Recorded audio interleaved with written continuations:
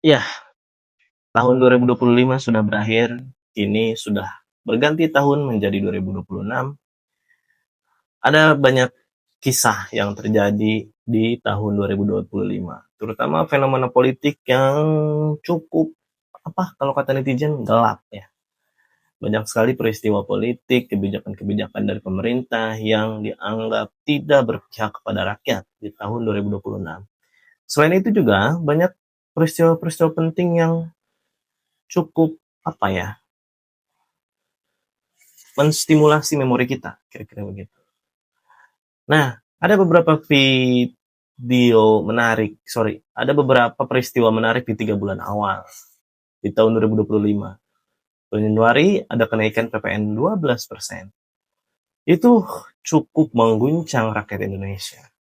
Pajak tersebut tentu berdampak kepada harga-harga pangan yang naik, harga bahan pokok yang naik, sampai banyak sekali aksi unjuk rasa yang terjadi di daerah-daerah ataupun di pusat akibat kenaikan tersebut. Nah, pada momen itu, waktu itu Wakil Ketua DPR RI, Bapak Sofidaso, mengumumkan bahwa PPN 12% hanya dikenakan kepada barang-barang mewah. Nah, itu cukup melegakan ya, betul. Akhirnya mulai mereda tuh, desakan-desakan dari masyarakat bawah. Selain itu, di bulan Januari juga ada yang tidak kalah mengejutkan. Ada pemecatan Sintayong. Waktu itu kita sedang berjuang menuju Piala Dunia 2026. Nah, tiba-tiba di bulan Januari, tanpa angin, tanpa hujan, Sintayong, pelatih kepala timnas saat itu, dipecat dan digantikan oleh Patrick Kluivert. Oh, itu tentu mengejutkan kita semua. Bagaimana performa timnas dengan Sintayong saat itu cukup luar biasa, bisa menembus ronde ketiga kualifikasi Piala Dunia, Piala Asia 8 besar, semifinal Piala Asia U23. Banyak sekali torehan-torehan prestasi atau capaian yang dilakukan oleh Sintayong. Tapi tiba-tiba dipecat begitu saja. Itu cukup mengejutkan pecinta sepak bola di Indonesia.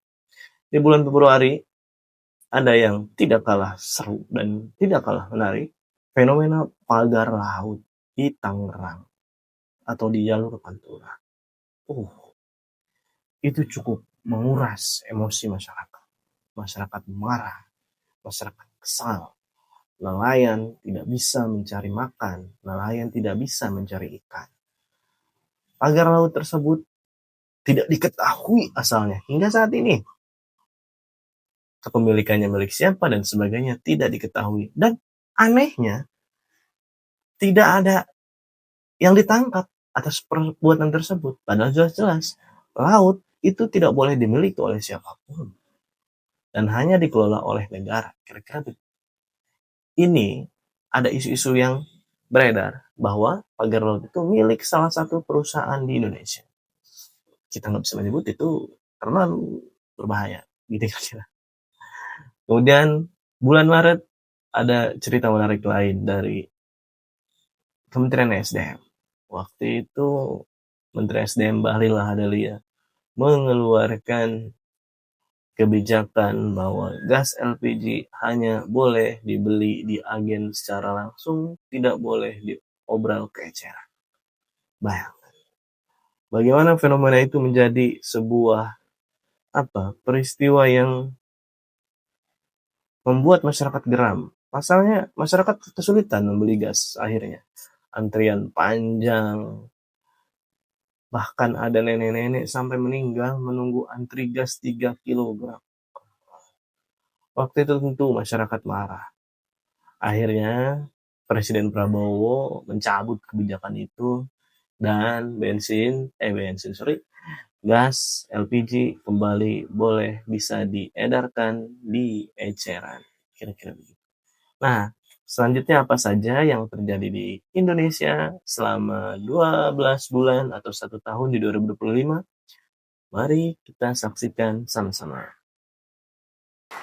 Sekarang tibalah saatnya kami meminta persetujuan fraksi-fraksi terhadap rancangan undang-undang tentang perubahan atas Undang-Undang Nomor 34 Tahun 2004 tentang Tentara Nasional Indonesia, apakah dapat disetujui untuk disahkan menjadi undang-undang? Terima kasih.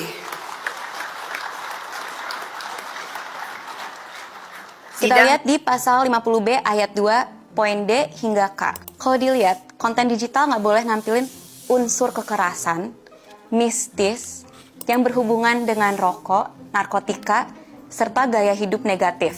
Nah, aturan kita sudah rapat di antara para menteri dan untuk pelaksanaan diskon listrik ternyata untuk kebutuhan atau proses penganggarannya. Kalau kita lihat istilah Orde Lama sendiri, pemerintahan Orde Lama tidak pernah menyebut dirinya Orde Lama. Ya, kalau Orde Baru memang menyebut itu adalah Orde Baru. Tapi pemerintahan itu apakah pemerintah? Ekspresi senang sembari berjoget ini mungkin bisa menggambarkan bagaimana sejahteranya para anggota DPR yang terhormat ini. Ya, para wakil rakyat ini kembali menjadi sorotan.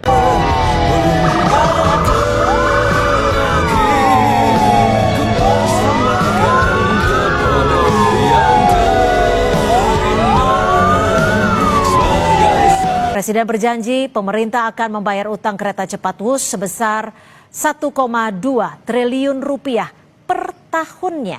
Meski begitu, Presiden belum menjelaskan sumber pembayaran utang Wus ditanggung APBN atau dana kelolaan BPI Danantara. Selain soal utang, Presiden juga mengingatkan agar masalah utang Wus jangan dipolitisasi.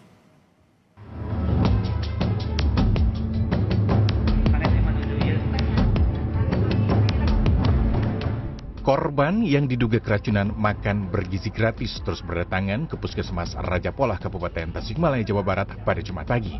Jumlah korban yang mendapat penanganan medis mencapai 42 pelajar. Mayoritas pasien mengalami mual, muntah, diare, dan pusing. Dinas Akbar, ya Allah, astagfirullah, ya Allah. Tolong bantu kami, Tuhan. Kak, nahanin kereta kita, Kak. Tengoklah ini, Kak. Allah Akbar. Allah Akbar. Itu. Ya Allah, Kak. Allah Akbar. Allah Akbar. Allah Akbar. Allah Akbar, ya Allah. Gerindra ada dalam posisi bahwa kita mendukung ya upaya ataupun rencana untuk melaksanakan pemilu kada ini oleh DPRD di tingkat bupati wali kota ataupun di tingkat gubernur, karena ya kita tahu juga biaya pilkada itu cukup besar.